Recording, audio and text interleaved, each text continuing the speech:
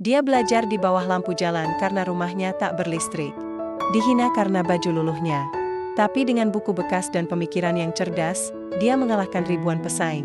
Dan membuat seorang guru tua yang terlupakan kembali menemukan arti hidupnya. Langit sudah gelap ketika Sarul melangkah keluar dari gerbang SMA Negeri 7 Tanjung Harapan. Sepatu ketsnya yang solnya terkelupas di atas aspal retak, mengiringi langkahnya yang pelan. Di belakangnya, tas sekolah berwarna biru pudar, bekas hadiah dari gurunya 2 tahun lalu, digantung dengan tali yang nyaris putus-putus.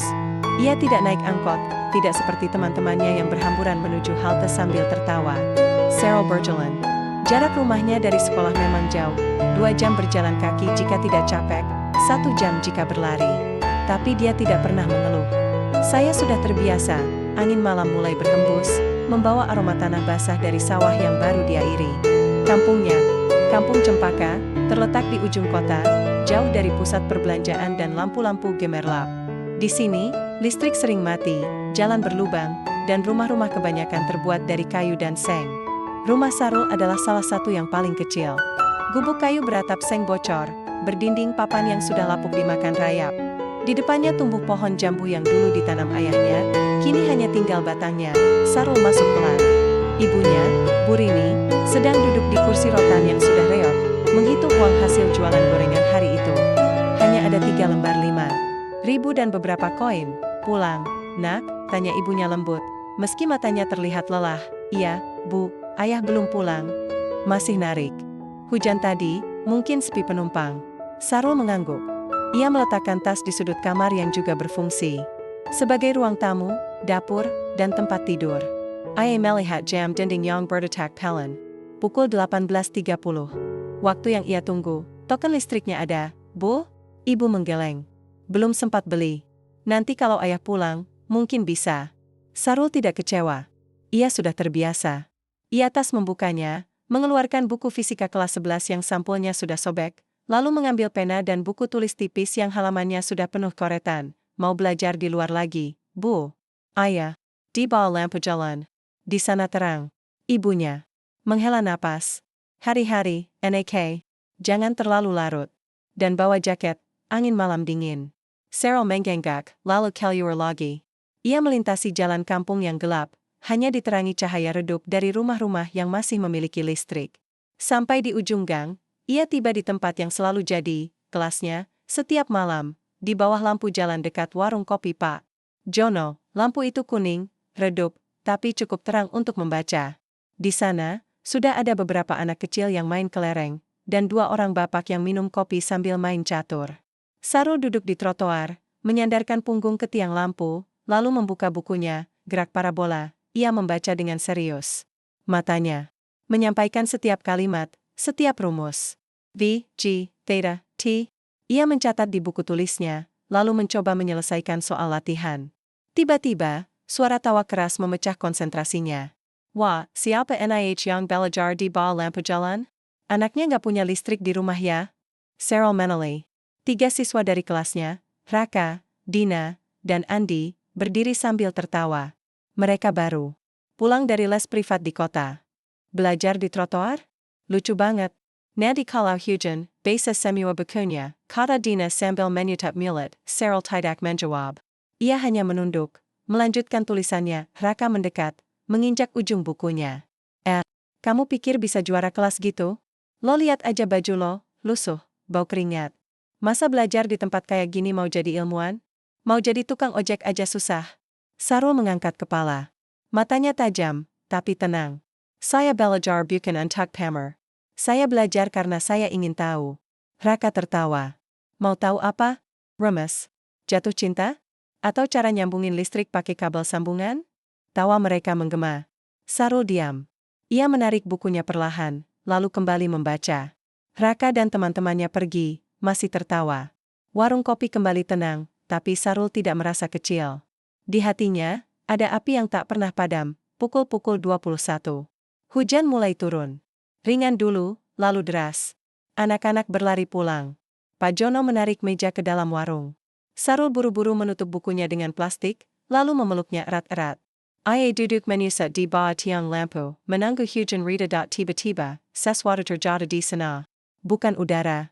Buku, sebuah buku tebal, sampulnya coklat tua, tulisan emas, fisika modern, dari Einstein hingga kuantum. Di pojoknya, tercetak logo sebuah universitas ternama. Sarul mengangkat kepala. Di pengasingan, seorang kakek tua berjalan pergi. Badannya bungkuk, memakai baju kemeja luluh dan topi tua. Ia tidak menoleh. Sarul membuka buku itu. Halaman pertama penuh dengan catatan tangan, tulisan yang rapi, penuh simbol-simbol rumit, panah, dan komentar filosofis. Di satu halaman, tertulis, alam tidak berbohong. Manusia yang sering salah menafsirkan. A.D. Cyril Terpana. Buku ini bukan buku biasa. Ini buku milik seorang ahli. Dan orang yang memberikannya, siapa? Ia ingin mengejar, tapi hujan semakin deras. Ia hanya bisa memeluk buku itu erat-erat, seolah memeluk harapan yang baru saja datang dari langit. Ketika hujan reda, Sarul pulang. Rumahnya masih gelap. Ayahnya baru pulang, kuyup basah, membawa uang cukup untuk membeli token listrik malam itu. Nak, token sudah ada. Tidur aja, besok masih sekolah, kata ayahnya. Tapi Sarul tidak langsung tidur. Ayah menyalakan lampu, duduk di lantai, lalu membuka buku pemberian si kakek tua.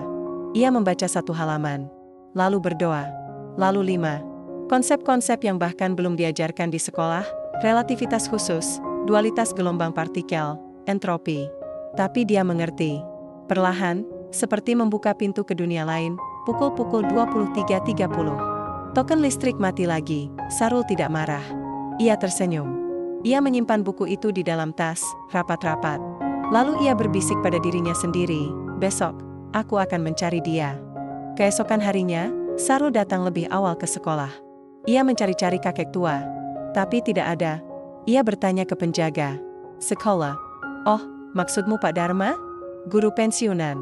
Dulu ngajar fisika. Sekarang jarang datang. Tinggal di rumah tua di ujung kompleks guru. Katanya, sejak istrinya meninggal, dia jadi pendiam. Sarul mencatat alamat itu di pikirannya. Di kelas, saat pelajaran fisika, Bu Lina membahas gerak parabola. Ia menulis soal di papan. Sebuah peluru ditembakkan dengan sudut 30 derajat dan kecepatan awal 40 ms. Hitung jarak maksimumnya. Semua siswa sibuk menghitung. Raka mengacungkan tangan duluan. 60 meter, Bu. Bu Lina mengangguk. Bagus, Raka. Tapi Sarul mengangkat tangan. Maaf Bu. Jawabannya 140 meter. Raka lupa memakai sin 2. Sin 60 degrees ITU square root 3 halves, bukan 0,5.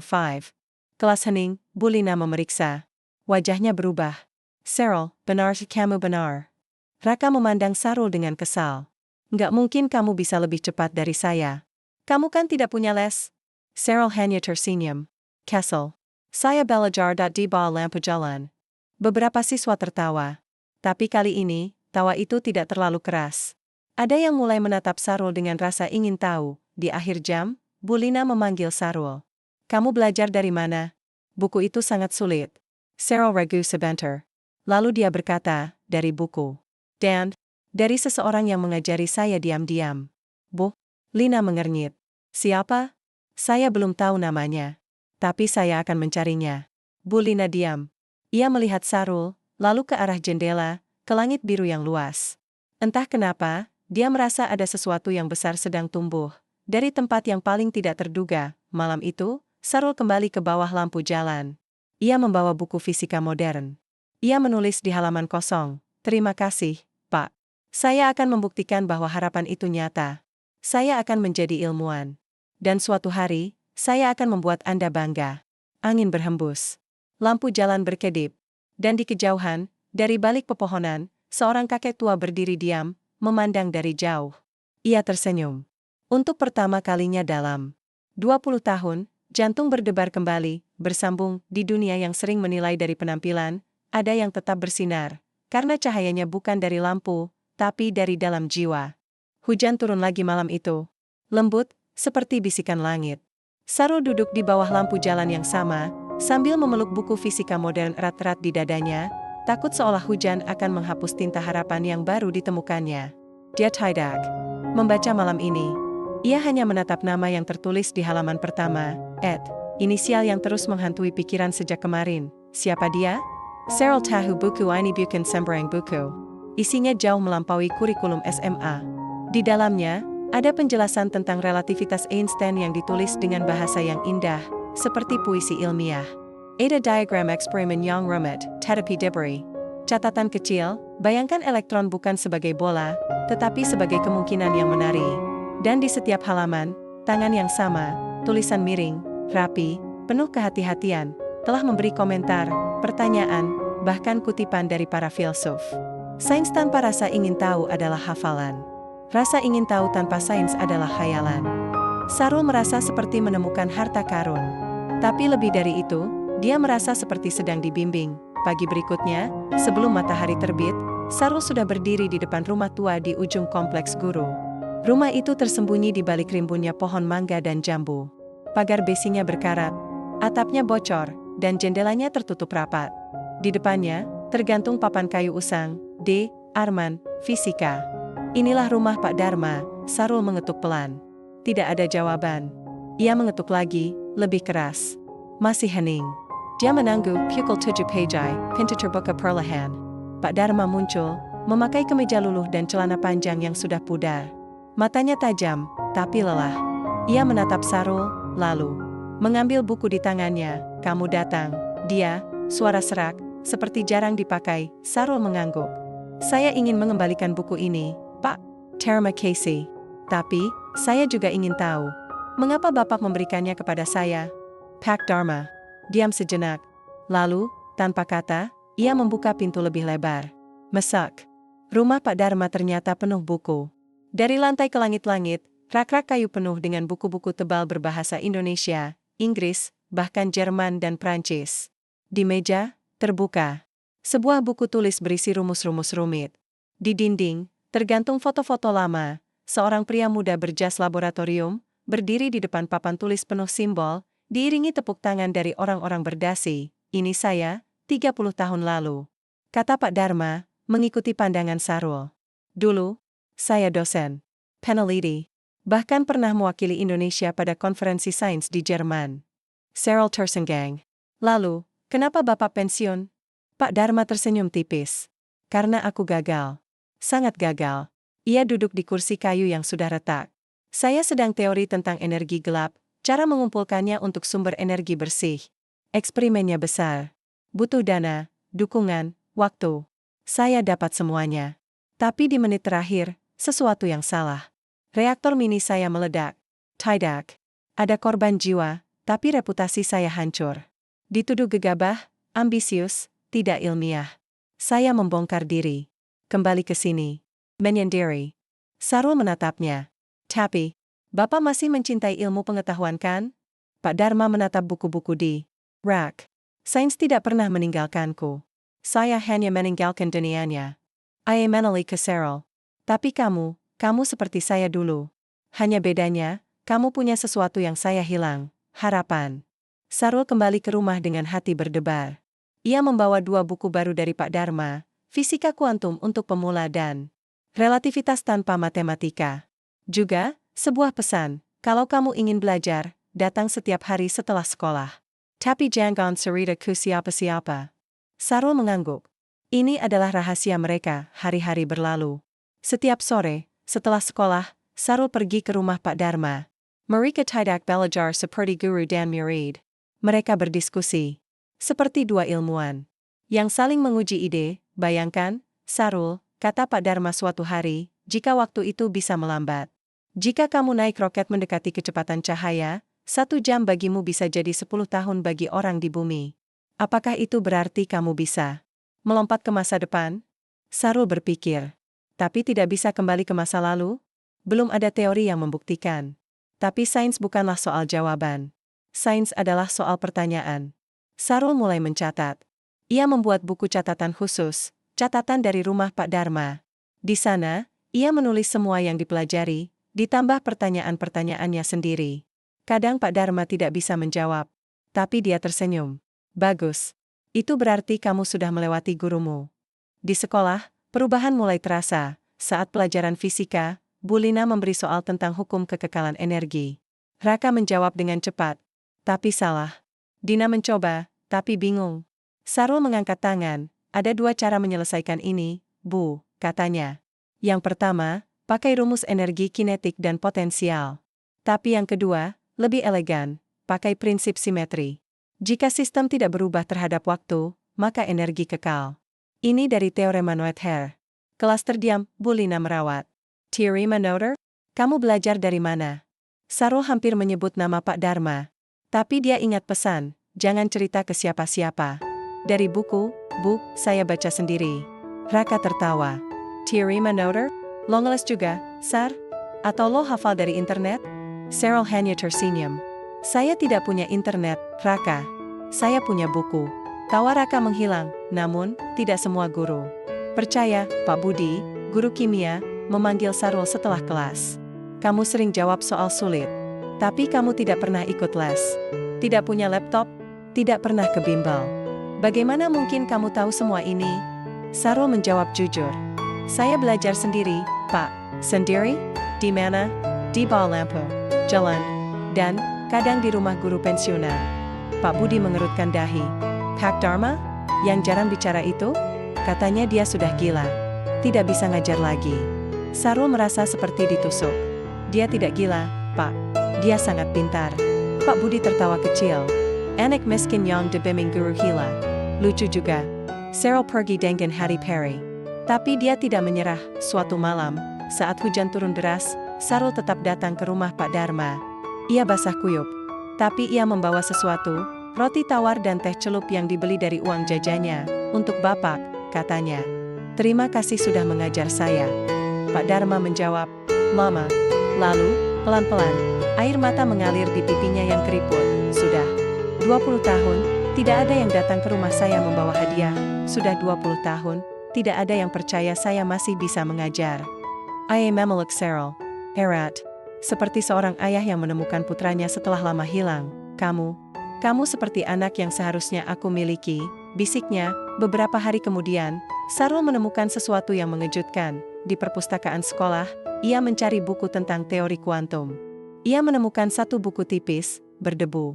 Saat membukanya, ia melihat stempel, Perpustakaan Nasional, koleksi pribadi Dr. Arman Dharma. Ia mencari lagi. Di rak buku lama, ia menemukan majalah sains dari tahun 1995. Di halaman depan, foto Pak Dharma, muda, tersenyum bangga, dengan judul, Ilmuwan Muda Indonesia Raih Penghargaan Sains Asia Tenggara. Sarul membaca. Dr. Arman Dharma, 32 tahun, dosen. Muda ITB, dikenal karena penelitiannya tentang partikel fisika. Ia diundang ke CERN, pernah menulis di jurnal internasional. Tapi setelah kejadian eksperimen gagal, makalah ilmiahnya hancur. Ia menghilang dari dunia sains. Sarul kembali ke rumah Pak Dharma dengan perasaan berat. Pak, saya tahu siapa Bapak sebenarnya. Pak Dharma mengangkat alis. Oh, siapa? Bapak bukan hanya guru. Bapak adalah ilmuwan.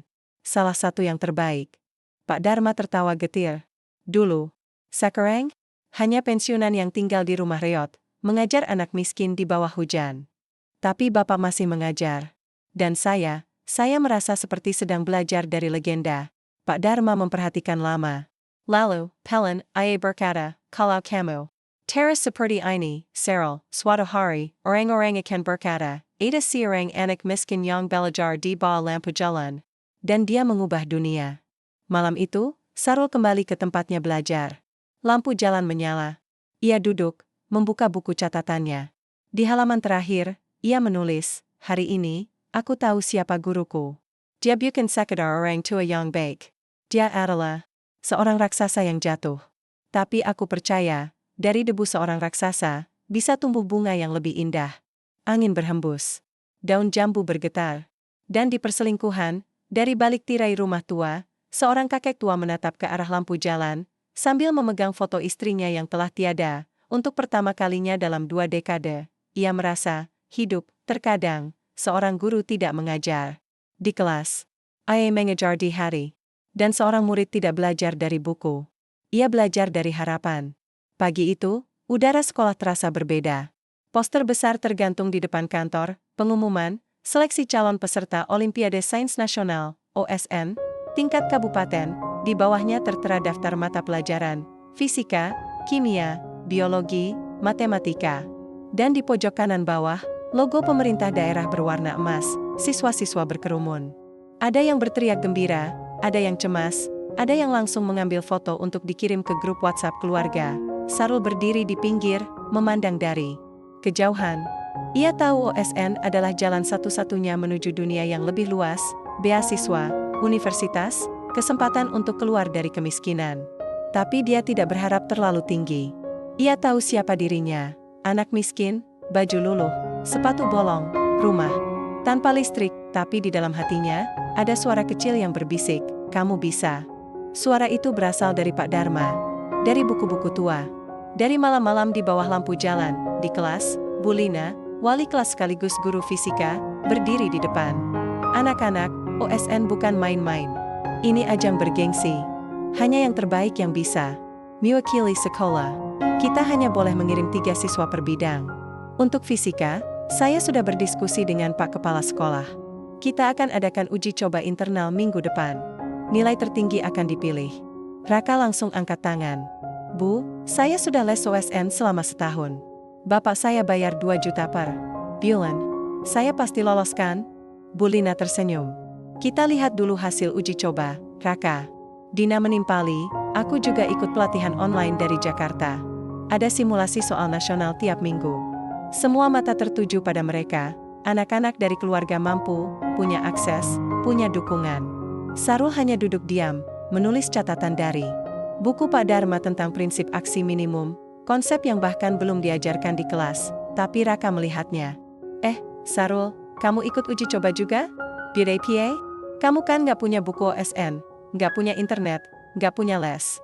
Mau belajar dari mana? Sarul mengangkat kepala. Dari buku. Dan dari otakku. Kelas tertawa. Tapi Sarul tidak ikut tertawa. Ia hanya menatap Raka, lalu berkata pelan, kecerdasan bukan warisan keluarga. Itu milik siapa yang mau berpikir. Raka membayangkannya. Tawa menghilang, uji coba diadakan 1 minggu kemudian. Ruangannya di aula, dengan pengawas resmi dari Dinas Pendidikan. Soalnya sulit, sangat sulit. Soal nomor 5 tentang relativitas khusus, nomor 8 tentang termodinamika sistem tertutup, nomor 10 tentang gelombang elektromagnetik. Sarul membaca dengan tenang. Jantungnya berdebar, tapi pikirannya jernih. Ia teringat pelajaran dari Pak Dharma, jangan terburu-buru. Sains bukan lomba cepat. Ini lomba tepat. Ia menyelesaikan soal dengan metode yang tidak biasa, menggunakan simetri, prinsip konservasi, logika fisika kualitatif. Di soal nomor 7, ia menulis penjelasan panjang, bukan hanya rumus, tapi juga filosofi di balik hukum Newton. Pengawas, Pak Herman, mengintip dari jauh. Matanya berbinar, anak ini, beda. 2 hari kemudian, hasil uji coba diumumkan di papan pengumuman. Peringkat 1, Sarul, 98/100 peringkat 2, Dina, 87/100 peringkat 3, Raka, 85/100 kelas hening. Lalu, gemuruh suara meledak. Sarul? Serius? Teriak Raka, berdiri dari bangkunya. Itu pasti salah koreksi. Dina memandang papan dengan wajah pucat. Bagaimana mungkin? Aku berlatih tiap hari. Bu Lina datang, membawa berkas nilai. Ia memeriksa ulang. Tapi hasilnya sama. Jawaban Sarul. Tidak hanya benar, ia menjawab dengan ringkas dan ilmiah. Ia menyelesaikan soal yang bahkan guru pun membutuhkan waktu 10 menit, dalam 3 menit, dengan cara yang elegan. Namun, sayangnya, rapat guru diadakan. Sarul dipanggil ke ruang kepala sekolah. Pak Rudi, kepala sekolah, duduk di meja besar, memakai kacamata baca. Di tempatnya, duduk Bu Lina, Pak Budi, guru kimia, dan Raka yang memaksa ikut. Sarul, kata Pak Rudi, nada datar, kami menghargai prestasimu, tapi, kami punya pertimbangan. Pertimbangannya apa, Pak? Tanya Sarul pelan. OSN bukan hanya soal nilai. Ini soal representasi sekolah. Peserta harus bisa membawa nama dengan baik. Harus punya penampilan, akses, dukungan keluarga. Kamu tahu, nanti harus ke kota besar, menginap di hotel, presentasi di depan juri. Kamu punya uang untuk itu. Sarul diameter. Belum lagi, sambung Pak Budi, bagaimana kamu belajar? Kamu tidak punya buku OSN, tidak ada les, tidak ada pelatih. Kami tidak bisa mengandalkan keberuntungan. Raka melihatnya. Mungkin dia contek. Atau hafal soal bocoran. Sarul menatap mereka satu demi satu. Saya tidak kontak. Saya belajar sendiri. Di bawah lampu jalan. Dari buku-buku tua. Dan dari seorang guru yang percaya pada saya. Pak Rudi menghela napas. Kami tidak meremehkan usahamu. Tapi sekolah tidak bisa mengambil risiko. Kami akan memilih Raka dan Dina. Mereka punya pelatihan, punya dukungan, dan lebih layak. Kata terakhir itu menusuk, layak. Tampaknya kecerdasan bisa diukur dari dompet. Sarul pulang. Langit Kalabu. Hujan mulai turun. Ia tidak langsung ke rumah. Ia pergi ke bawah lampu jalan. Duduk di trotoar yang basah. Membuka buku catatannya. Tapi kali ini, dia tidak bisa membaca. Mata berkaca-kaca, ia sudah berjuang. Belajar hingga tengah malam. Menahan keseluruhan. Menahan lapar. Menahan rasa malu karena bajunya tidak pernah ganti. Ia pikir, jika ia cukup pintar, dunia akan membukakan pintu. Ternyata, dunia hanya membuka pintu bagi yang berduit. Air matanya jatuh ke halaman buku. Membasahi tulisan. Prinsip Lagrange. Gerak alam selalu memilih jalur dengan aksi minimum. Ia tertawa getir. Tapi kenapa hidupku harus jalur terpanjang? Malam itu, engine berdiap kencang. Lampu jalan berkedip-kedip, tiba-tiba, seseorang datang. Berjalan pelan. Topi tua. Baju luluh. Pak Dharma, ia duduk di samping Sarul, tanpa bicara. Hanya menatap hujan yang turun. Lama kemudian, ia berkata, kamu tahu, dulu aku juga dianggap tidak layak. Sarul menoleh. Saat pertama kali mengajukan penelitian tentang energi gelap, semua orang menertawaiku. Orang desa mau mikirin alam semesta, kata mereka. Tapi aku terus maju. Sampai akhirnya, aku jatuh. Ia menatap Sarul. Tapi kamu belum jatuh. Dan kamu tidak boleh menyerah hanya karena mereka bilang kamu tidak layak. Karena layak itu bukan ditentukan oleh orang lain. Tapi oleh apa yang kamu lakukan saat dunia menolakmu. Sarul menatapnya. Tapi bagaimana, Pak? Mereka sudah memutuskan. Saya tidak akan dipilih. Pak Dharma tersenyum tipis. Kalau mereka tidak mau memilihmu, buktikan bahwa kamu layak. Ia membuka tugas kecilnya. Memberi Sarul Sedempat Kertas. Soal OSN 5 tahun terakhir. Jawab semuanya. Aku akan mengoreksi. Kalau kamu bisa mendapat 90 ke atas untuk semua, aku akan bicara ke kepala sekolah. Sarul menatap tumpukan soal. Berat. Tebal. Menakutkan, tapi dia mengangguk. Saya akan buktikan.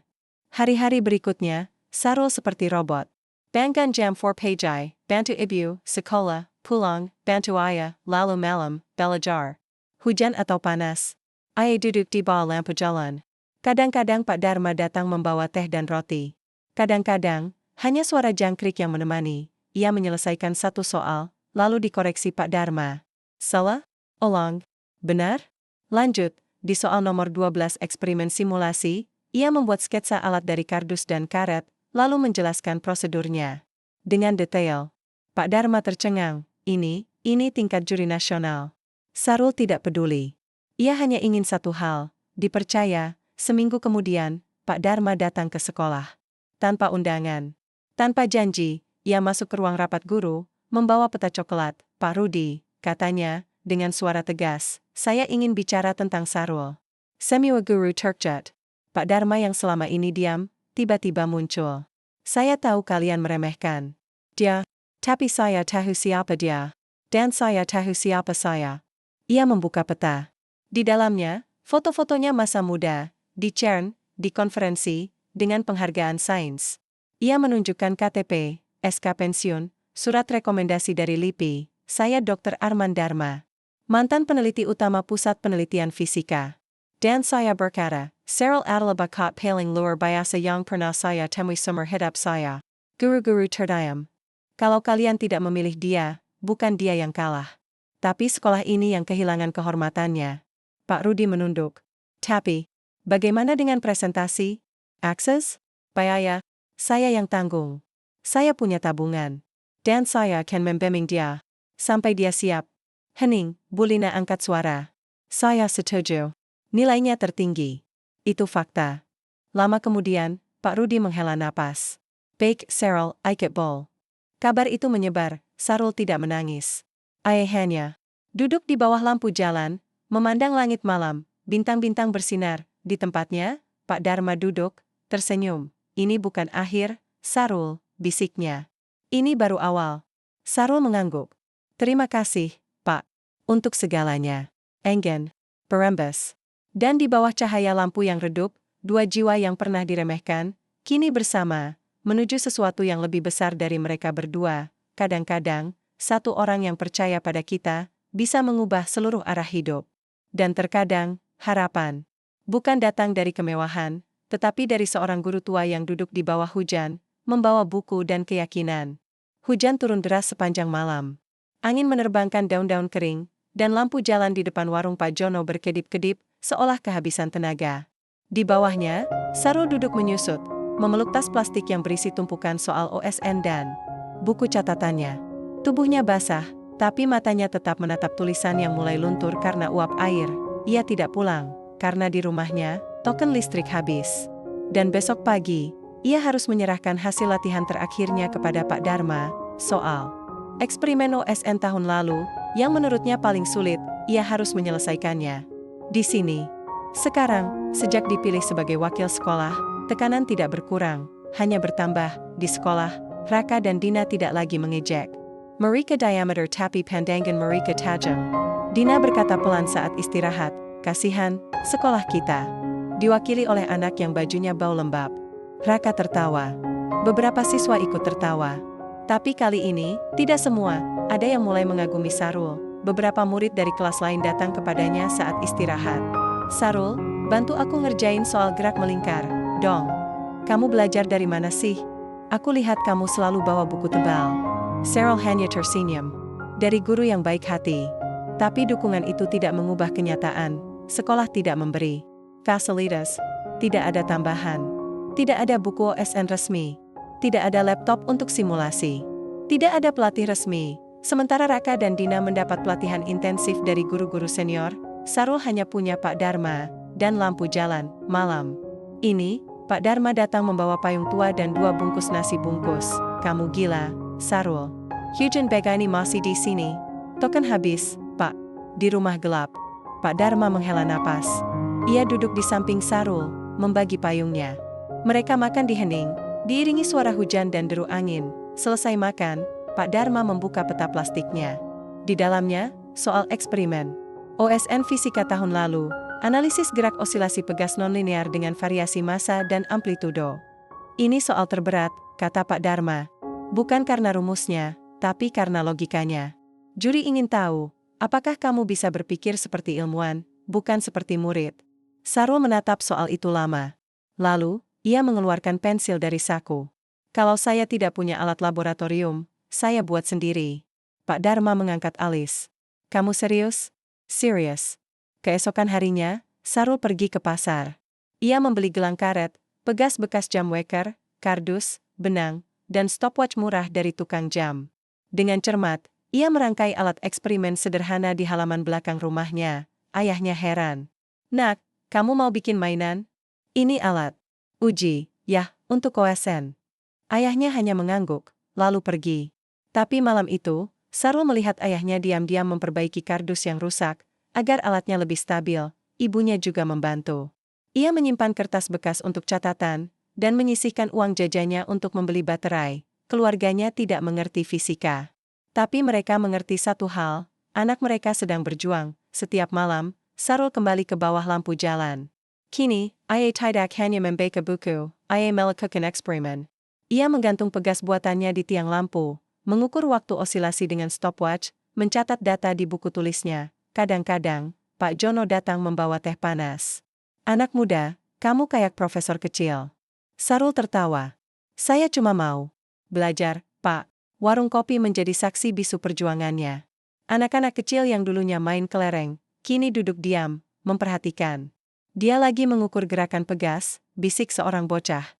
Katanya, ini buat lomba nasional. Kabar tentang anak lampu jalan yang ingin menjadi ilmuwan mulai menyebar, tapi ujian terbesar datang di tengah musim hujan. Lampu jalan mati, bukan hanya sebentar. Sudah 3 malam padam. Listrik di kampung sering padam, dan tiang lampu rusak belum diperbaiki. Sarul duduk di trotoar, gelap. Buku di pangkuan, tapi tidak bisa dibaca. Ia ingin menangis. Tapi dia menahannya. Lalu, dari kejauhan, muncullah cahaya kecil. Bergetar. Mendekat, Pak Dharma datang, membawa lilin dalam tempat pelindung kaca. Di tangan yang lain, tas berisi buku, lampu mati, tapi semangat tidak boleh padam. katanya. Ia menyalakan lilin, menaruhnya di atas kardus. Cahayanya kecil, tapi cukup untuk membaca satu halaman. Malam itu, mereka belajar dalam kegelapan. Hanya diterangi sebatang lilin. Angin sesekali mematikan apinya, tapi Pak Dharma menyalakannya lagi. Sarul menulis, membaca, menghitung. Wajahnya diterangi cahaya kuning redup. Bayangannya terpantul di dinding warung, seolah menjadi ilmuwan dalam siluet legenda di tempat yang asing. Beberapa tetangga melihat dari jendela. Anak itu, belajar pakai lilin? Katanya mau ikut Olimpiade Nasional. Ya Allah, semoga dia berhasil. Beberapa hari kemudian, Bulina datang ke rumah Pak Dharma. Ia ingin tahu lebih jauh tentang metode latihannya. Pak Dharma membuka perpustakaan kecilnya. Rak-rak penuh buku langka, catatan penelitian, jurnal lama. Ia menunjukkan catatan buku Sarul. Penuh sketsa eksperimen, analisis data, pertanyaan kritis. Ini bukan murid biasa, kata Pak Dharma. Ini calon ilmuwan sejati. Bulina menjawab. Ia membuka satu halaman. Di sana, Sarul menulis, jika alam tidak memberiku laboratorium, aku akan membuatnya dari kardus dan karet. Jika dunia tidak memberiku cahaya, aku akan belajar dari lilin. Karena sains bukan soal alat, tapi soal tekad. Bulina menutup buku itu. Mata berkaca-kaca. Saya minta maaf, saya dulu bertanya-tanya dia. Pak Dharma mengangguk. Kita semua pernah buta. Tapi harapan selalu datang dari tempat yang gelap. Semakin dekat dengan seleksi provinsi, tekanan mental mulai menghantui Sarul. Ia bermimpi buruk. Di panggung OSN, ia tidak bisa menjawab soal juri intinya. Raka berdiri di belakang, tersenyum sinis. Lihat, anak lampu jalan. Ternyata cuma bisa belajar di trotoar, nggak bisa mikir di panggung. Dia terbangun dan berkeringat. Pukul 2 dini hari, ia bangkit. Mengambil buku catatannya. Menulis, aku tidak sempurna. Aku tidak kaya. Aku tidak punya apa-apa. Tapi aku punya pikiran. Dan, selama aku bisa berpikir, aku tidak akan menyerah. Lalu, ia membuka buku fisika modern yang diberikan Pak Dharma. Di halaman terakhir, ada catatan tangan baru. Tulisan Pak Dharma, Sarul, dulu aku jatuh karena takut gagal. Kamu bangkit karena tidak takut mencoba. Itulah perbedaan antara aku dulu dan kamu sekarang. Teruslah menyala. Sarul menutup buku itu. Ia menatap langit malam dari jendela rumahnya. Bintang-bintang bersinar jutaan tahun kehayajannya. Tapi cahayanya sampai ke bumi. Sampai ke gubuknya. Sampai ke hatinya. Jika cahaya bisa menempuh jarak jauh itu, mengapa saya tidak bisa menempuh jalan ini? Seleksi provinsi semakin dekat, Pak Dharma memberikan tantangan terakhir, ujian simulasi penuh, 4 jam, tanpa jeda, seperti kondisi sebenarnya. Mereka melakukannya di bawah lampu jalan yang akhirnya menyala lagi. Sarul duduk tegak. Soal diberikan. Ia mulai jam pertama, soal teori. Ia menjawab dengan cepat, tapi teliti. Jam kedua, soal eksperimen. Ia membuat sketsa alat, prosedur, analisis data. Jam ketiga, soal aplikasi. Ia menghubungkan fisika dengan kehidupan, listrik dari gerak osilasi, energi dari gelombang laut. Jam keempat, soal filosofis. Jelaskan mengapa simetri penting dalam fisika modern. Sarul menulis, karena alam menyelamatkan keseimbangan. Dan ilmuwan adalah pencari keseimbangan itu. Ketika ia selesai, Pak Dharma mengoreksi. Lama. Sangat. Lama, akhirnya, ia mengangkat kepala. Nilaimu? 96 dari 100. Ia menatap Sarul. Kamu siap, lebih dari siap. Sarul tidak menjawab. Ia hanya menatap langit. Bintang-bintang bersinar terang malam itu. Seperti memberi restu di bawah cahaya lampu jalan, dengan buku di pangkuan dan angin malam yang sejak. Sarul tahu satu hal, perjuangannya bukan hanya untuk memenangkan lomba, tapi untuk membuktikan bahwa harapan tidak pernah mati. Selama ada yang masih mau belajar di bawah langit malam, bersambung, cahaya listrik bisa padam. Lampu jalan bisa rusak. Tapi cahaya dalam hati, yang lahir dari tekad, rasa ingin tahu, dan dukungan diam-diam seorang guru tua, tidak akan pernah padam. Hari itu, langit tanjung garapan berwarna kelabu, sila ikut merasakan beban yang dipikul Sarul. Udara lembab, angin berhembus pelan, membawa aroma tanah basah dari sawah yang baru diairi. Di depan gerbang SMA Negeri 7, 3 orang berdiri berdampingan. Sarul, Raka, dan Dina, 3 wakil sekolah untuk seleksi OSN tingkat provinsi, tapi hanya 2 dari mereka yang dibekali dengan perlengkapan layak, laptop, tas kulit, buku pelatihan OSN edisi terbaru, dan surat dukungan dari bimbel ternama. Satu-satunya yang membawa tas plastik berisi buku catatan usang, pensil, dan stopwatch murah adalah Sarul. Raka menyeringai. Nanti kamu bawa kardus buat eksperimen, Sar? Atau mau pinjam hotspotku buat cari jawaban di Google? Dina tertawa pelan. Jangan gitu, Raka. Kasihan. Mungkin ini pengalaman pertamanya naik bus umum ke kota. Sarul tidak menjawab. Ia hanya menatap jalan di depan, tempat bus sekolah kecil akan datang menjemput mereka. Di dalam tasnya, ia menyentuh buku fisika. Modern pemberian Pak Dharma. Seperti membawa jimat, bus tiba pukul 6.30. Sarul duduk di bangku paling belakang. Raka dan Dina duduk di depan, sibuk membuka laptop, meninjau soal simulasi. Guru pendamping, Bu Lina, duduk di tengah, memperhatikan mereka semua. Ia melihat Sarul. Sendirian. Tenang. Matanya menatap keluar jendela, seolah menghafal setiap pemandangan. Yang lewat, dia tidak gugup, pikir Bu Lina. Dia siap, seleksi digelar di Gedung Pendidikan Provinsi, sebuah kompleks megah dengan lantai marmer, AC dingin, dan ruang ujian ber-AC dengan kamera pengawas. Peserta dari 30 kabupaten hadir, semuanya tampak rapi, percaya diri, didampingi pelatih dan orang tua. Sarul masuk dengan sepatu bolong, baju seragam yang sudah dicuci puluhan kali, dan wajah yang pucat karena gugup, meski ia berusaha menyembunyikannya. Di ruang tunggu, ia melihat soal latihan dari provinsi tahun lalu yang tersebar di grup WhatsApp sekolah. Soalnya sangat sulit. Tapi yang membuatnya menahan napas adalah soal eksperimen, analisis efisiensi energi pada sistem pemanas surya sederhana. Ia tidak pernah melihat alat seperti itu. Tidak pernah memakai sensor suhu digital. Tidak pernah menggunakan software analisis data, tapi ia mengingat pesan Pak Dharma, kalau kamu tidak bisa melihat alatnya, bayangkan. Kalau kamu tidak bisa memakainya, pikirkan prinsipnya. Ujian dimulai pukul 09.00, soal teori dibagikan, 10 nomor. Waktu 3 jam, soal eksperimen, 1 kasus, waktu 4 jam, dilakukan di laboratorium sekolah provinsi. Sarul membaca soal pertama, sebuah partikel bermuatan bergerak dalam medan magnet seragam. Jelaskan lintasannya dan turunkan persamaan geraknya menggunakan hukum Lorentz. Ia menarik napas. Ini soal yang pernah dibahas Pak Dharma. Ia mulai menulis dengan tenang, langkah demi langkah, menggunakan notasi vektor dan penjelasan konseptual. Nomor 3, tentang termodinamika mesin. Carnot, nomor 5, relativitas, perubahan massa relativistik. Nomor 7, gelombang elektromagnetik dan interferensi. Sarul menjawab semua dengan jelas, elegan, dan dalam gaya yang tidak biasa. Ia tidak hanya menulis rumus, tapi menjelaskan logika di baliknya. Di belakang, seorang juri muda, Ibu Nisa, dosen fisika dari Universitas Negeri Jaya, mengintip dari kaca pengawas. Ia mengernyit, anak ini, cara berpikirnya seperti mahasiswa tahun akhir. Setelah ujian teori, peserta istirahat 30 menit sebelum eksperimen. Di ruang makan, Raka dan Dina duduk bersama tim dari sekolah lain, saling bertukar strategi. Kamu pakai software apa buat analisis data? Tanya Raka. Graphical Analysis. Canggih banget. Autofit Curva. Sarul duduk sendirian, memakan nasi bungkus dari rumah.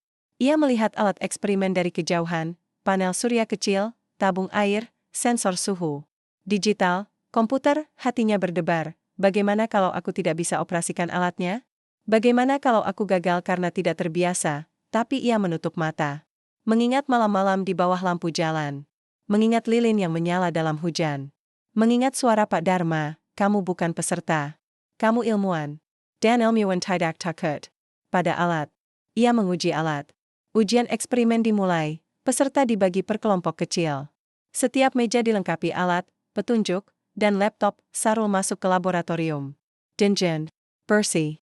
Penuh alat yang tidak pernah ia sentuh. Instruksi. Ukur kenaikan suhu air dalam sistem pemanas surya selama 30 menit. Analisis efisiensinya. Bandingkan. Dengan teori, peserta lain langsung sibuk. Membuka software, menghubungkan sensor, mencatat data otomatis. Sarul diam sejenak. Lalu, ia mulai bekerja, tidak dengan tergesa-gesa, tapi dengan metode. Ia periksa kalibrasi sensor. Ia pastikan posisi panel surya tegak lurus sinar matahari. Ia catat suhu awal secara manual, lalu membandingkannya dengan pembacaan digital. Ketika software menghasilkan grafik suhu versus waktu, Sarul tidak langsung percaya. Ia membandingkannya dengan perhitungan manual menggunakan hukum Stefan Boltzmann dan konveksi. Ia menemukan anomali. Data software menunjukkan efisiensi 68%. Tapi perhitungannya sendiri hanya 52%. Ia menggilang eksperimen. Kali ini, ia menghitung kehilangan panas melalui dinding tabung. Faktor yang sering diabaikan, hasilnya 54%. Lebih masuk akal. Dia akhir sesi, semua peserta menyerahkan laporan. Tapi Sarul menulis tambahan di halaman terakhir, perangkat lunak menunjukkan efisiensi 68%, tetapi data menunjukkan adanya kehilangan panas secara signifikan melalui konduksi dan radiasi. Saya menduga perangkat lunak tidak memperhitungkan faktor lingkungan. Dalam aplikasi nyata, ini penting. Sains bukan hanya soal angka, tapi soal kejujuran terhadap data. Hari berakhir. Peserta pulang. Hanya juri yang tetap tinggal untuk mengoreksi. Ibu Nisa mengambil berkas Sarul. Ia membaca jawaban teori, terkejut dengan analisis mendalam. Lalu, eksperimen, ia membaca catatan tambahannya. Ia memanggil ketua tim juri, Profesor Hendra. Profesor, lihat ini. Anak dari sekolah kecil di Tanjung Harapan. Jawabannya, luar biasa. Profesor Hendra membaca. Lama. Dia menemukan bias dalam software? Anak SMA? Ayah. Dan dia tidak meniru. Dia berpikir sendiri. Profesor Hendra mengangguk perlahan. Ini bukan hanya kecerdasan. Ini integritas ilmiah. 2 hari kemudian, hasil seleksi provinsi diumumkan secara berani. Bu Lina membuka laman OSN di ruang guru. Raka dan Dina berdiri di belakang, tegang, daftar peserta yang lolos ke tingkat nasional. Dina, SMA Negeri 1 Kota Raka, SMA Negeri 5 Metropolitan Sarul, SMA Negeri 7 Tanjung Harapan. Kelas guru terdiam. Raka membanting ponselnya. Tidak mungkin. Dia anak lampu jalan. Dia nggak punya alat. Bu Lina tersenyum. Tapi dia punya otak. Dan hati. Dina hanya terdiam. Ia melihat nama Sarul, peringkat 3, tapi dengan nilai eksperimen tertinggi seprovinsi. Malam itu, Sarul tidak langsung pulang. Ia pergi ke rumah Pak Dharma. Bawa bunga sederhana dari pasar, 3 tangkai mawar merah. Pak Dharma membuka pintu. Mara berkaca-kaca saat membaca berita di koran kecil. Siswa miskin dari kampung Cempaka lolos ke OSN nasional. Sarul berledat. Ini semua karena Bapak. Pak Dharma menggeleng. Tidak. Ini karena kamu. Karena kamu tidak menyerah. Karena kamu tetap belajar meski dunia menyalakan lampumu. Ia memeluk Sarul erat. Sekarang, dunia akan melihat siapa kamu sebenarnya. Di ujung kampung, di bawah lampu jalan yang kini menyala terang, anak-anak kecil berkumpul. Mereka menyalakannya satu demi satu. Mereka tidak tahu apa itu OSN. Tapi mereka tahu satu hal, Sarul, anak dari gubuk reot, telah membawa harapan mereka ke panggung. Dan di antara cahaya lilin-lilin kecil itu, terdengar bisikan, suatu hari, aku juga mau jadi seperti Sarul. Bersambung, kemenangan bukan saat kamu dipuji, tapi saat kamu membuat orang lain percaya bahwa mereka juga bisa menang. Dan kadang-kadang, satu lilin di bawah langit malam bisa berakhir di jalan bagi ribuan orang. Jakarta terasa jauh. Bukan hanya dalam jarak, tapi dalam dunia. Sarul duduk di bangku bus ekonomi, memandang keluar jendela. Sawah, desa, pasar tradisional, perlahan berganti menjadi gedung pencakar langit, jalan tol, dan lampu neon yang tak pernah padam. Ia memeluk tas plastiknya erat-erat. Di dalamnya, hanya ada 3 baju ganti, buku catatan, pensil, dan foto keluarga yang sudah lusuh. Ia lolos ke OSN nasional. Tapi kemenangan itu datang dengan bayaran yang tak terduga. Di sekolah, setelah pengumuman, semua orang tiba-tiba bangga. Kepala sekolah Pak Rudi memanggil wartawan. Sarul adalah bukti bahwa sekolah kami unggul dalam pembinaan. Raka dan Dina dipanggil untuk memberi dukungan. Bu Lina diberi penghargaan sebagai guru teladan. Tapi satu hal tidak berubah. Sekolah tidak memberi Sarul 1 rupiah pun untuk biaya ke Jakarta. Kami tidak punya anggaran untuk peserta OSN. Kata Pak Rudi saat Sarul berani bertanya, tapi Bapak bilang akan dukung semua wakil sekolah. Ya, secara moral. Tapi dana, itu tanggung jawab pribadi. Sarul pulang dengan hati hancur. Ia tahu keluarganya tidak mampu. Biaya transportasi, akomodasi, makan selama seminggu di Jakarta, bisa mencapai jutaan rupiah. Uang itu setara dengan penghasilan ayahnya selama 3 bulan. Malam itu, ia duduk di bawah lampu jalan, memandang buku catatannya yang penuh coretan rumus. Ia ingin menangis. Tapi air matanya sudah kering. Pak Dharma datang, membawa kopi hangat. Kamu belum tidur? Bagaimana saya bisa tidur, Pak? Saya sudah sampai sejauh ini, tapi mungkin harus berhenti di sini. Pak Dharma duduk. Lama, kamu tahu, dulu aku pergi ke Jerman dengan beasiswa penuh. Pesawat, hotel, uang saku. Sekarang, kamu harus naik bus ekonomi dan tidur di aula sekolah umum. Dunia berubah, tapi ketidakadilan tetap sama. Ia menatap. Cheryl, tapi kamu tidak boleh menyerah. Karena jika kamu menyerah sekarang, semua yang sudah kamu lalui, lampu jalan, lilin, hujan, ejekan, menjadi sia-sia. Sarul mengangguk pelan, tapi saya tidak punya uang, Pak. Pak Dharma diam. Lalu, perlahan, ia membuka dompet tua yang sudah retak. Di dalamnya, hanya ada beberapa lembar uang kertas. Ia mengeluarkan satu bundel, tebal, ini tabungan saya. Dari jualan buku-buku lama. 3 juta rupiah. Cheryl terkejut. Tidak, Pak. Bapak butuh ini. Saya sudah tua. Saya tidak butuh banyak. Tapi kamu butuh kesempatan. Cheryl menolak. Tapi Pak Dharma memaksa, anggap ini pinjaman. Kalau kamu jadi ilmuwan besar nanti, kamu bayar saya dengan ilmu, bukan uang. Cheryl menangis. Ia memeluk Pak Dharma, terima kasih. Keesokan harinya, Sarul memberitahu keluarganya, ayahnya menatap uang itu lama. Lalu berkata, anakku, ini uang orang tua. Kita harus balas. Ibunya menangis. Kamu harus berhasil. Untuk dia, untuk kita. Tapi, sebelum berangkat ke Jakarta, badai datang, ayah Sarul jatuh sakit. Batuk kering yang tak kunjung sembuh. Setelah diperiksa di puskesmas, dokter menyatakan, paru-paru basah, butuh perawatan intensif, biayanya 2,5 juta, uang yang seharusnya untuk Jakarta. Hampir habis, Sarul duduk di lantai rumahnya, memandang ayah yang terbaring lemah. Ia membuka tasnya. Melihat tiket bus, formulir peserta OSN, dan buku catatan, lalu, ia menutup mata, haruskah aku pergi? Atau tinggal menemani ayah? Ia tidak bisa melakukan keduanya. Malam itu, ia pergi ke rumah Pak Dharma. Wajahnya pucat, Pak. Saya mungkin tidak bisa ikut OSN. Pak Dharma menatapnya. Kenapa? Ayah sakit. Butuh uang. Dan saya tidak bisa tinggalkan dia. Pak Dharma diam. Ia pergi ke kamar, membuka laci tua. Mengeluarkan tabungan terakhirnya, uang logam dan kertas dalam kaleng bekas biskuit. Ini semua yang saya punya. 700.000. Bawa. Untuk obat. Sarul menolak. Tidak, Pak. Uang itu untuk ke Jakarta. Kalau kamu tidak punya ayah, kamu tidak punya siapa-siapa. Bawa. Saya akan carry Caroline. Cheryl menangis.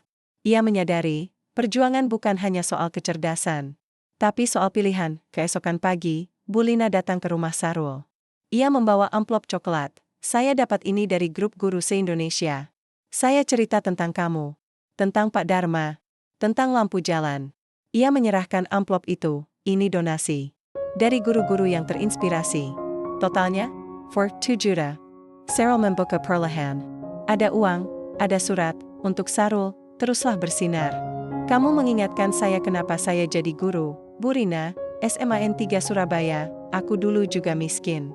Tapi aku punya guru seperti Pak Dharma. Sekarang aku profesor. Teruskan perjuanganmu, Dr. Andi, ITB, Sarul menangis. Kali ini, bukan karena sedih, tapi karena ia merasa tidak sendiri. Dengan uang itu, ayahnya bisa berobat. Dan Sarul bisa berangkat ke Jakarta, tapi tekanan tidak berhenti. Di Jakarta, peserta OSN tinggal di asrama mahasiswa. Raka dan Dina dari sekolah lain tinggal di kamar ber-AC.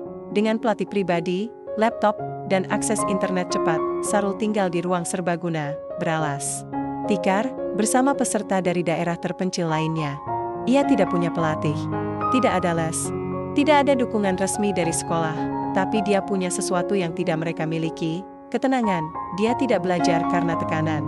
Ia belajar karena cinta. Malam pertama di Jakarta, Sarul duduk di tangga luar asrama, membaca buku catatannya di bawah lampu taman. Engin malam sejak. Langit kota gelap, tapi bintang-bintang masih bisa dilihat. Tiba-tiba, seorang pria muda mendekat. Kamu Jarapi, Lankana Yuri di Dada, kamu Cheryl dari Tanjung Garapan? Sarul mengangguk. Aku Ibu Nisa yang nilai eksperimenmu di provinsi. Aku ingin bicara. Dia duduk. Kamu tahu, kamu satu-satunya peserta yang menemukan bias dalam eksperimen. Perangkat lunak. Itu luar biasa. Tapi yang lebih luar biasa, kamu menuliskannya. Padahal, kamu tahu itu bisa membuat nilai kamu turun. Sarul tipis tersenyum. Tapi itu benar. Sains harus jujur. Ibu Nisa mengangguk. Besok ada sesi pelatihan lanjutan. Tapi hanya untuk peserta yang didukung pelatih resmi. Kamu tidak mendaftar. Sarul mengangguk pasrah. Tidak apa-apa, saya belajar sendiri. Ibu Nisa diam. Lalu berkata, kalau kamu mau, aku bisa membimbing kamu. Secara pribadi. Setelah jam kerja. Gratis. Sarul menjawab. Kenapa ibu mau membantu saya? Ibu Nisa tersenyum. Karena kamu mengingatkan saya pada seseorang yang pernah mengubah hidup saya. Guru saya dulu. Dia berkata, jangan lihat dari mana muridmu datang. Lihat kemana dia ingin pergi. Malam itu, Sarul menulis di buku catatannya, hari ini, saya belajar satu hal, bahwa kebaikan tidak selalu datang dari yang kaya. Bahwa dukungan tidak selalu datang dari sekolah. Bahwa harapan bisa tumbuh di mana saja, bahkan di antara orang-orang asing di kota besar. Terima kasih Pak Dharma. Terima kasih, Bu Lina. Terima kasih, Ibu Nisa, saya tidak berjalan sendiri. Saya dibawa oleh tangan-tangan tak terlihat yang percaya pada saya. Di penginapan, dari jendela rumah tua di Kampung Cempaka, Pak Dharma duduk di kursi rotannya. Ia menatap foto Sarul yang dipajang di dinding. Di antara buku-buku tua, ia tersenyum. Untuk pertama kalinya dalam hidupnya, ia merasa hidup kembali, bersambung. Kadang-kadang, jalan menuju mimpi tidak dipenuhi kemewahan, tapi dipenuhi pilihan. Sulit, tangisan malam, dan tangan-tangan yang diam-diam menopangmu saat kamu hampir jatuh. Dan di sanalah, sejatinya, kekuatan seorang juara terbentuk. Jakarta di musim kemarau terasa seperti tungku raksasa. Udara kering, panas menyengat, dan asap kendaraan menyelimuti langit. Tapi bagi Sarul, panas itu bukan apa-apa dibandingkan panas tekad yang membakar di dadanya. Hari pertama OSN Nasional. Dimulai di Gedung Pusat Pendidikan Sains Nasional, kompleks megah dengan laboratorium berteknologi tinggi, ruang ujian ber-AC, dan layar digital yang menampilkan nama peserta dari seluruh Indonesia. Di dinding, terpampang foto-foto juara tahun-tahun sebelumnya, semuanya dari sekolah elit, bimbel ternama, dan kota besar. Sarul berdiri di antara mereka, masih dengan seragam sekolah yang lusuh, tas plastik di tangan, dan wajah yang belum pernah melihat gedung sebesar ini. Tapi matanya tidak menatap kemewahan, ia menatap tujuan. Upacara pembukaan digelar dengan hikmat, pejabat dari Kementerian Pendidikan berpidato, OSN bukan sekadar lomba. Ini adalah benih masa depan sains Indonesia. Peserta dari Jakarta, Bandung, Surabaya, dan Medan berdiri tegak, memakai seragam resmi, membawa laptop, tablet, dan portofolio tebal. Beberapa didampingi pelatih, orang tua, bahkan manajer pribadi. Sarul berdiri sendiri, tapi ia tidak merasa kecil. Ia mengingat pesan Pak Dharma, di dunia sains, yang berbicara bukan pakaianmu, tapi pikiranmu. Sesi pertama, ujian teori fisika waktu, 4 jam jumlah soal, 12, 6 esai, 6 analisis, tema, mekanika kuantum dasar, relativitas umum, dan fisika partikel. Sarul membuka soal. Nomor 1, jelaskan paradoks Schrödinger-Resket dan implikasinya terhadap interpretasi Copenhagen. Nomor 4, hitung dilatasi waktu untuk pesawat luar angkasa yang bergerak 0,9 c selama 5 tahun menurut pengamat di bumi. Nomor 8, analisis peluruhan muon di atmosfer sebagai bukti relativitas khusus. Ia menarik napas. Soal-soal ini pernah dibahasnya dengan Pak Dharma di bawah lampu jalan dengan buku-buku tua yang penuh koretan. Tapi kali ini, ia tidak salah. Satu kesalahan bisa menghancurkan segalanya. Ia mulai menulis, tidak cepat, tapi akurat. Ia menjawab dengan gaya yang khas. Tidak hanya rumus, tapi juga filosofi di baliknya. Di soal nomor 6 tentang dualitas gelombang partikel, ia menulis, elektron bukan bola kecil. Ia adalah kemungkinan. Dan pengamat adalah bagian dari kemungkinan itu. Kita tidak melihat alam. Kita mengubahnya dengan melihat. Di belakang ruangan, Ibu Nisa, yang kini menjadi salah satu juri, mengintip dari kaca pengintai. Ia mengangguk. Pelin, anak ini bukan hanya pintar. Ia berpikir seperti filsuf sains. Sesi kedua, ujian eksperimen tempat, laboratorium fisika terpadu alat, spektrometer digital, osiloskop, sumber radiasi alfa, sensor gerak presisi. Peserta dibagi kelompok. Setiap meja dilengkapi petunjuk eksperimen. Tentukan konstanta Planck menggunakan efek fotolistrik pada berbagai panjang gelombang cahaya. Peserta lain langsung sibuk. Mereka menghubungkan kabel, membuka software, mengatur kalibrasi. Sarul diam sejenak. Ia mengamati alat. Menyentuh spectrometer. Memastikan kabel tidak rusak. Ia tidak terburu-buru. Ia ingat pelajaran Pak Dharma, alat bukan tujuan. Alat adalah alat. Yang penting adalah pertanyaan. Ia mulai eksperimen, langkah demi langkah, catat data manual, bandar dengan hasil software, temukan penyimpangan kecil pada sensor cahaya. Karena usia baterai, ia menulis di laporan, pembacaan software menunjukkan nilai H6,7210 Js.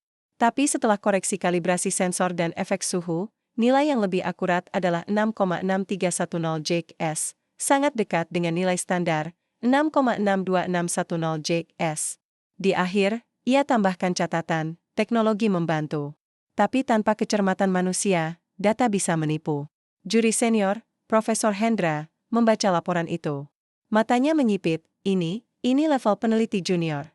Bukan siswa SMA. Ia mencatat nama, Sarul, SMA Negeri 7 Tanjung Harapan. Malam harinya, seleksi sementara diumumkan secara internal. Peserta yang masuk 10 besar untuk babak final diumumkan di layar utama. Sarul menunggu, jantung berdebar, daftar muncul, Dewa, SMAN 1 Denpasar Nadia Hismak 1 BPK Penabur, Jakarta Rizky, SMAN 3 Bandung, 7. Sarul, SMA Negeri 7 Tanjung Harapan. Sarul terdiam. Ia masuk 10 besar, beberapa peserta menatapnya. Siapa dia? Dari mana? Sekolahnya bahkan gak pernah dengar. Tapi Ibu Nisa tersenyum, dia yang jawab soal kuantum pakai filsafat.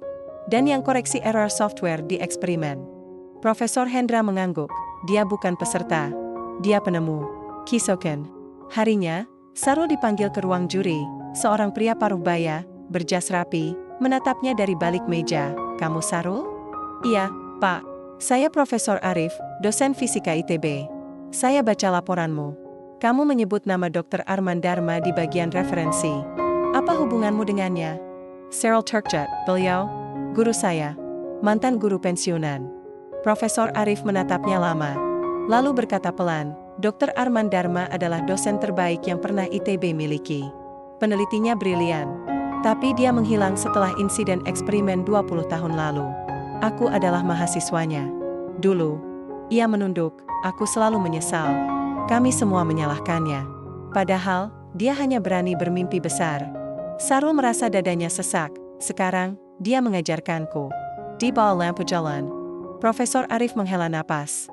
Matanya berkaca-kaca, kalau begitu, kamu bukan muridnya. Kamu adalah warisannya. Malam itu, Sarul tidak bisa tidur, ia keluar asrama, duduk di taman kecil di belakang gedung. Langit Jakarta gelap, tapi ia membayangkan bintang-bintang di atas kampung Cempaka. Ia mengeluarkan ponsel murahnya. Sinyal lemah. Tapi ia berhasil mengirim pesan ke grup keluarga. Ayah, Ibu, Pak Dharma, saya masuk 10 besar. Saya akan berjuang sampai akhir, untuk kalian. Tak lama, balasan masuk.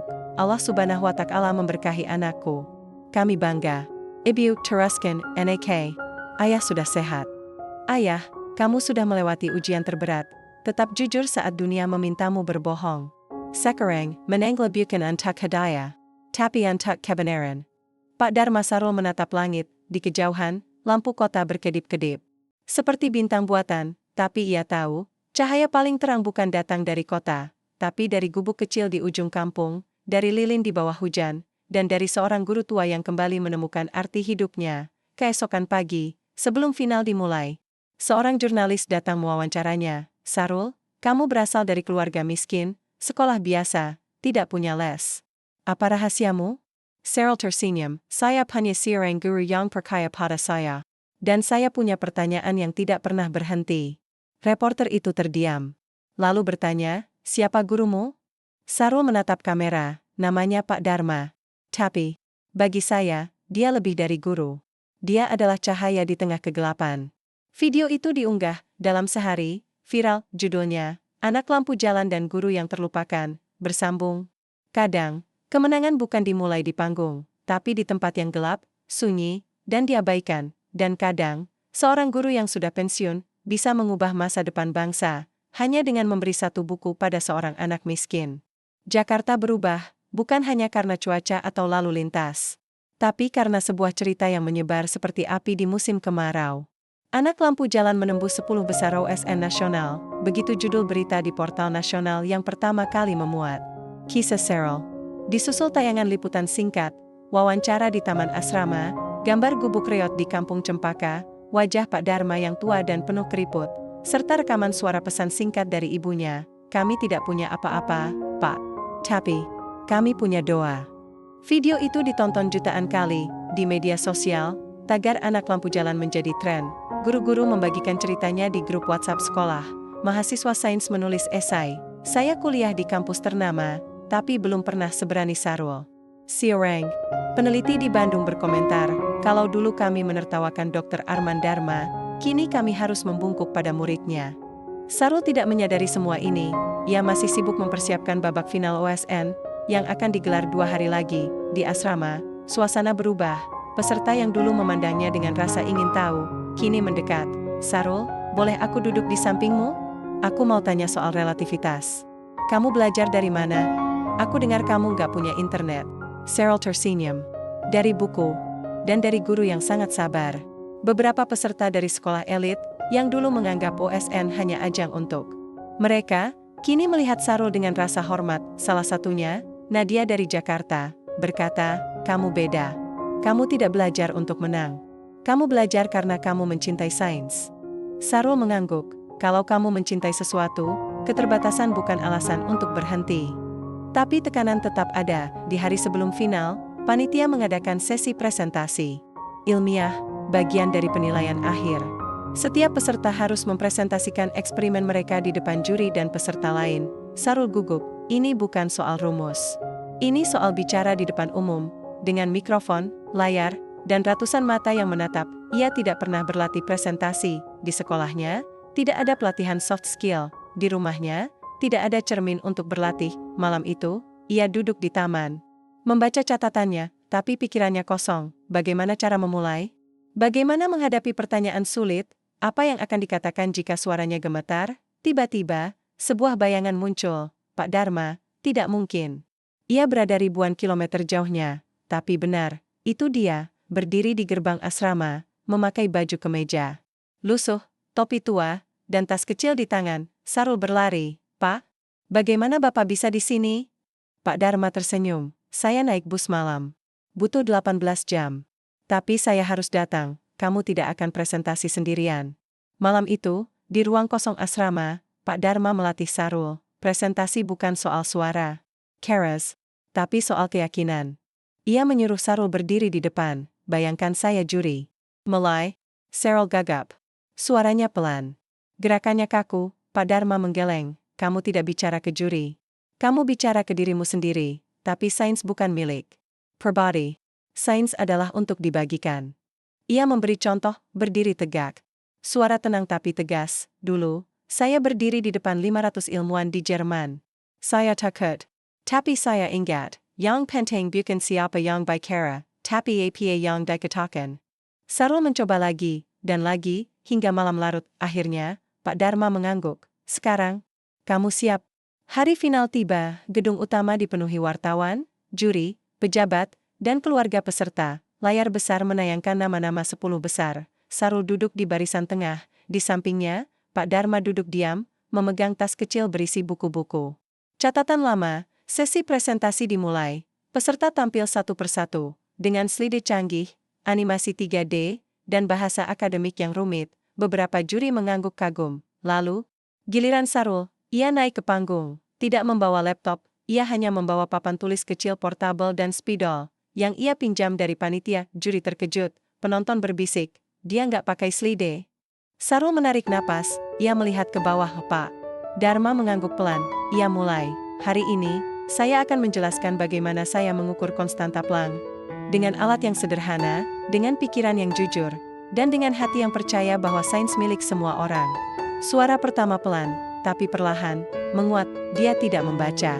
Dia bercerita tentang bagaimana ia belajar di bawah lampu jalan, tentang bagaimana ia membuat eksperimen dari kardus dan karet, tentang bagaimana ia menemukan kesalahan pada perangkat lunak karena tidak percaya begitu saja pada angka. Sains bukan soal alat canggih. Sains adalah soal rasa ingin tahu. Dan rasa ingin tahu tidak membedakan kaya dan miskin.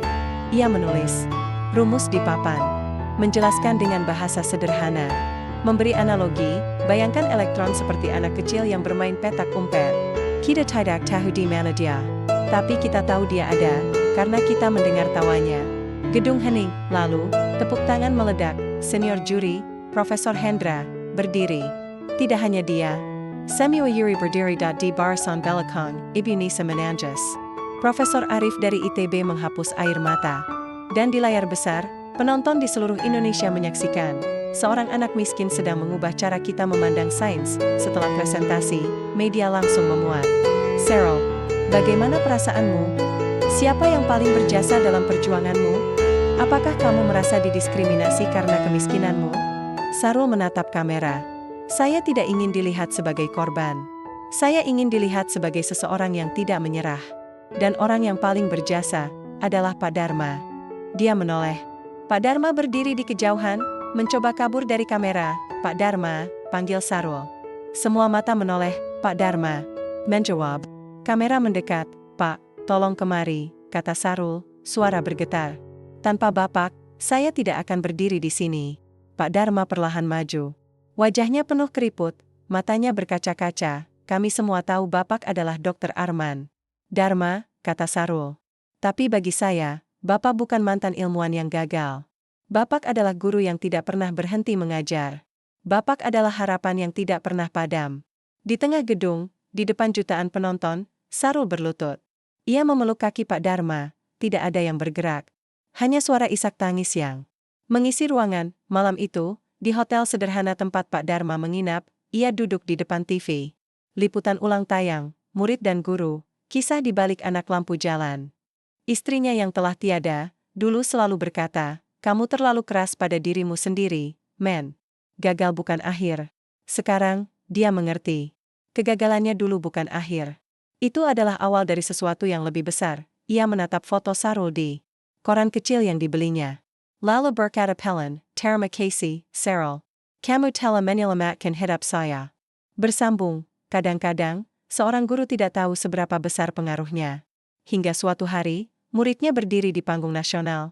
Dan berkata, tanpa Anda, saya bukan siapa-siapa.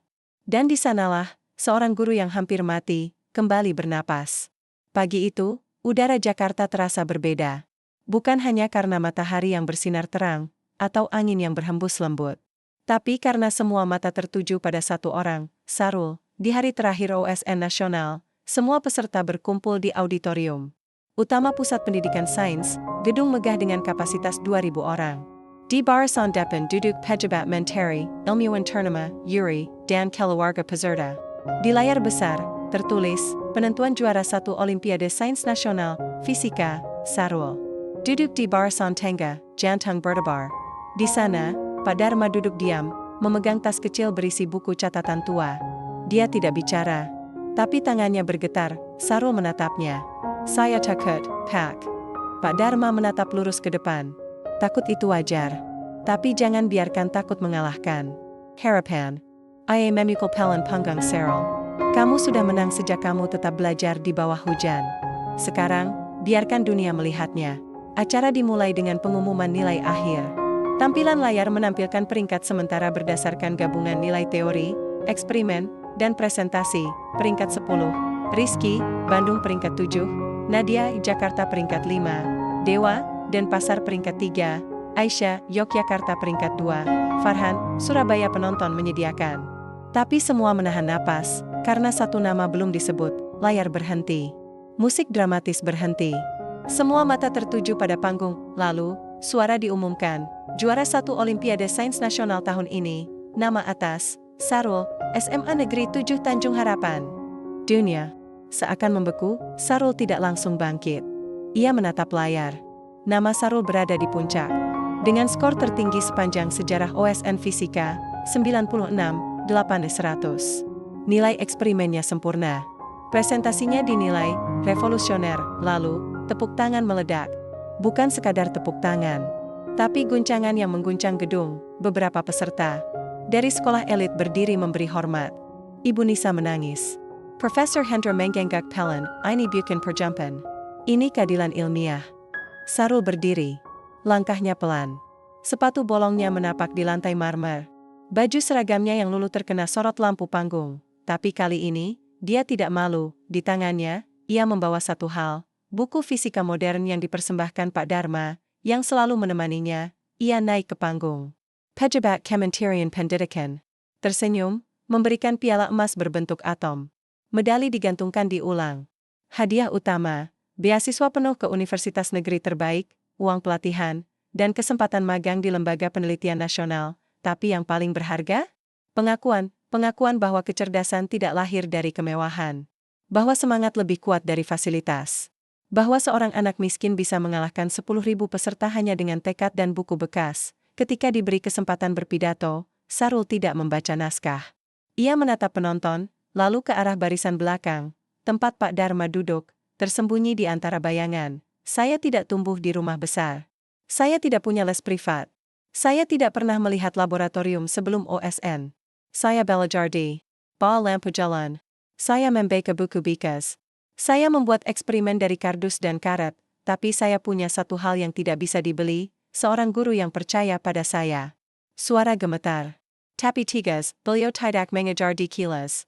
Dia mengajar di bawah hujan. Dia tidak banyak bicara.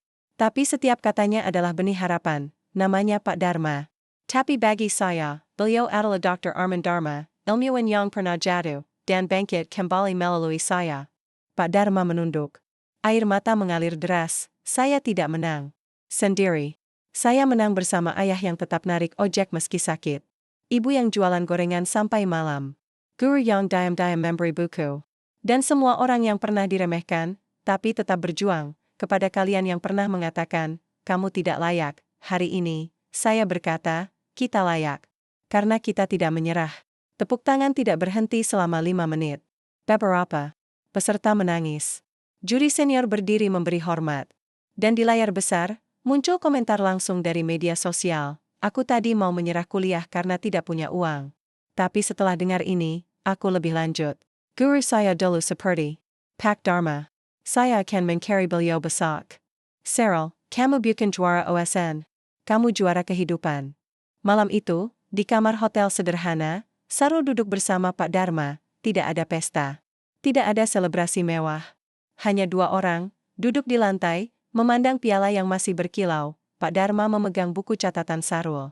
Di halaman terakhir, tertulis, untuk Pak Dharma, terima kasih telah menjadi cahaya saya, saat dunia menjanjikan harapan saya. Sarul, Pak Dharma menutup buku itu.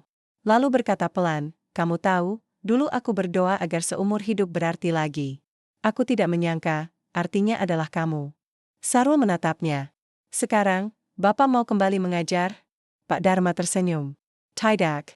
Aku mau membuka sekolah kecil. Untuk anak-anak miskin yang ingin belajar sains. Dan kamu akan menjadi guru pertamaku. Sarul tertawa. Lalu mengangguk. Saya terima, Pak. Di luar jendela, Jakarta bermandikan cahaya. Tapi di hati mereka, cahaya yang paling terang adalah yang lahir dari perjuangan, pengorbanan, dan cinta yang tak pernah mati, bersambung. Kemenangan sejati bukan saat kamu dielu-elukan. Tapi saat kamu membuat orang lain percaya bahwa mereka juga bisa menjadi cahaya, dan terkadang, piala bukan untuk disimpan. Tapi untuk diwariskan. 6 bulan setelah OSN, Kampung Cempaka tidak lagi seperti dulu. Lampu jalan yang dulu sering mati, kini menyala terang setiap malam. Jalan berlubang mulai diperbaiki, dan di ujung gang berdiri sebuah bangunan kecil yang baru dicat. Ruang belajar Pak Dharma, untuk semua anak yang punya mimpi. Di dalamnya, bukan sekadar ruang belajar. Ini adalah laboratorium harapan. Meja kayu, rak buku bekas, whiteboard usang, dan 1 laptop tua yang disumbangkan oleh alumni ITB. Di dinding, tergantung foto, Sarul menerima piala OSN. Pak Dharma tersenyum di tengah anak-anak yang sedang belajar. Dan sebuah kutipan besar, sains bukan milik yang kaya. Sains milik yang ingin tahu. Sarul kembali ke kampungnya bukan sebagai pemenang yang sombong, tapi sebagai guru muda yang rendah hati. Ia datang setiap minggu dari kota, setelah kuliah di universitas negeri terkemuka, dengan beasiswa penuh yang diperolehnya setelah kemenangannya. Ia datang dengan tas ransel, buku catatan, dan senyum yang hangat. Anak-anak kampung Cempaka menyambutnya seperti pahlawan, tapi Sarul selalu berkata, saya bukan pahlawan. Saya hanya anak yang dulu belajar di bawah lampu jalan, seperti kalian. Di Ruang belajar itu, ia mengajar fisika dasar, matematika, dan yang paling penting, cara berpikir seperti ilmuwan. Bagaimana cara tahu bintang itu jauh? Tanya seorang bocah. Kita tidak bisa ukur langsung. Tapi kita bisa ukur cahayanya. Kita bisa hitung. Kita bisa berpikir, jawab Sarul. Jadi, otak lebih kuat dari uang. Jauh lebih kuat. Karena uang bisa habis. Otak bisa terus tumbuh. Suatu malam, setelah kelas selesai, Sarul dan Pak Dharma duduk di depan ruang belajar. Angin malam berhembus pelan. Lampu jalan menyala terang. Tapi kali ini, tidak perlu lagi membawa lilin. Pak Dharma menatap langit. Dulu, aku pikir hidupku sudah selesai. Aku gagal. Aku diusir dari dunia sains. Aku menyembunyi diri karena malu. Tapi kamu membuatku sadar. Gagal bukan akhir, itu hanya jeda sebelum kebangkitan. Sarul tersenyum. Saya juga pernah ingin menyerah saat token habis. Saat ayah sakit. Saat mereka bilang saya tidak layak, tapi Bapak selalu ada, seperti bintang di langit gelap. Pak Dharma mengangguk. Kamu tahu, aku tidak pernah menyesal memberimu buku itu, tapi yang paling membuatku bersyukur adalah kamu tidak hanya menggunakannya untuk menang, tapi untuk mengangkat orang lain. Keesokan harinya, sekolah Sarul mengadakan upacara khusus di halaman sekolah yang dulu meragukannya. Kini berkumpul seluruh siswa, guru, dan pejabat daerah di tengah lapangan. Berdiri sebuah patung kecil, dua figur, seorang anak dan seorang kakek, sedang membaca buku di bawah lampu jalan. Di dasar patung tertulis, dari kegelapan lahir cahaya, dari seorang guru lahir seorang juara. Kepala sekolah Pak Rudi berpidato. Dulu, saya meragukan Sarul. Saya pikir latar belakang menentukan kemampuan. Saya salah, dan hari ini saya berdiri di sini bukan untuk membanggakan prestasinya, tapi untuk meminta maaf kepada Sarul, kepada Pak Dharma, dan kepada semua siswa yang pernah diremehkan karena kemiskinan mereka. Ia menyerahkan mikrofon kepada Sarul. Sarul tidak berpidato panjang, ia hanya berkata, sekolah ini dulu menolak saya, tapi hari ini, saya kembali bukan untuk balas dendam, tapi untuk membuka pintu bagi yang lain. Mulai tahun depan, akan ada beasiswa khusus untuk siswa miskin berprestasi, dan saya akan bantu mengajar mereka, karena tidak ada mimpi yang terlalu kecil, selama masih ada yang percaya. Tepuk tangan menggema, beberapa guru menangis. Raka dan Dina, yang dulu meremehkannya, kini berdiri di barisan depan, memberi tepuk tangan paling keras. Beberapa bulan kemudian, cerita Sarul masuk dalam buku pelajaran nasional, di bab tentang semangat belajar. Ada foto kecil, Sarul duduk di bawah lampu jalan, membaca buku, dengan latar gubuk reot. Di bawahnya, kutipan, saya tidak punya listrik, tapi saya punya pikiran. Dan selama itu menyala, saya tidak pernah benar-benar gelap. Di kelas-kelas seluruh Indonesia, guru membacakan kisah ini. Anak-anak dari desa terpencil mengangkat tangan. Guru, saya juga mau jadi seperti Sarul. Di musim hujan berikutnya, saat listrik di kampung kembali padam, anak-anak tidak panik. Mereka membawa lilin, buku, dan berkumpul di ruang belajar Pak Dharma. Sarul datang, basah kuyup, membawa satu dus buku bekas dari kampus. Ini sumbangan dari mahasiswa. Buku fisika, kimia, matematika. Semua bisa kalian pinjam. Seorang bocah bertanya, Sarul, kamu sekarang kaya kan? Kenapa masih peduli sama kami? Sarul duduk di lantai, menatap anak itu. Karena kemiskinan bukan soal uang. Kemiskinan adalah saat kamu berhenti bermimpi. Dan aku tidak akan membiarkan hal itu terjadi. Karena kalian adalah masa depan. Dan masa depanku adalah kalian. Malam terakhir sebelum Sarul kembali ke kota untuk kuliah, ia dan Pak Dharma duduk di tempat yang dulu jadi kelasnya, di bawah lampu jalan dekat warung Pak Jono. Tidak ada hujan. Langit malam jernih, di penyahai bintang, Pak Dharma berkata pelan. Kamu tahu, dulu aku berdoa agar seumur hidup berarti. Aku tidak tahu penjelasannya akan datang dalam bentuk seorang anak miskin yang belajar di trotoar. Ia menatap Sarul. Terima kasih, Nak. Kamu telah menjembalakan hidupku. Sarul menatap bintang. Saya harus berterima kasih, Pak. Karena Bapak mengajarkanku bahwa harapan itu nyata. Dan bahwa cahaya tidak harus datang dari listrik. Cukup dari satu hati yang peduli. Mereka duduk di hening. Hanya suara jangkrik dan angin yang menemani. Di kejauhan, dari jendela rumahnya, Ibu Sarul menatap dari jauh. Ia tersenyum. Lalu berkata pada suaminya, anak kita, sekarang meninggalkan orang lain. Epilog tahun-tahun berlalu, Sarul lulus. Dengan predikat cum laude, menjadi peneliti muda di Lembaga Sains Nasional. Ia memimpin proyek energi terbarukan untuk daerah terpencil. Namanya mulai dikenal. Tapi dia tetap kembali ke kampung Cempaka setiap bulan. Pak Dharma wafat di usia 78 tahun, termasuk murid-muridnya. Di pemakamannya, ribuan orang hadir, guru, siswa, ilmuwan, pejabat. Di nisan sederhananya, tertulis, Arman Dharma guru yang tidak pernah berhenti mengajarkan cahaya di tengah kegelapan. Sarul membacakan puisi, kamu bukan bintang yang terang. Kamu bukan sorot panggung. Kamu adalah lilin kecil yang tetap menyala saat dunia memilih untuk padam. Dan dari cahayamu, lahir generasi yang tidak takut bermimpi. Kini, di tempat lampu jalan itu, berdiri sebuah tugu kecil. Di atasnya, lampu menyala setiap malam, ditenagai panel surya buatan anak-anak dari ruang belajar Pak Dharma. Di dasar tugu, ukiran kayu, di sini, seorang anak miskin belajar. Dan dari sini, harapan mulai menyala. Angin malam berhembus. Lampu berkedip, terang. Seperti janji yang tidak pernah padam. Seperti cahaya yang tak pernah padam, tamat. Kecerdasan lahir dari rasa ingin tahu, keberanian lahir dari dukungan, dan harapan lahir dari satu tangan yang rela memberi, meski dunia sudah berpaling.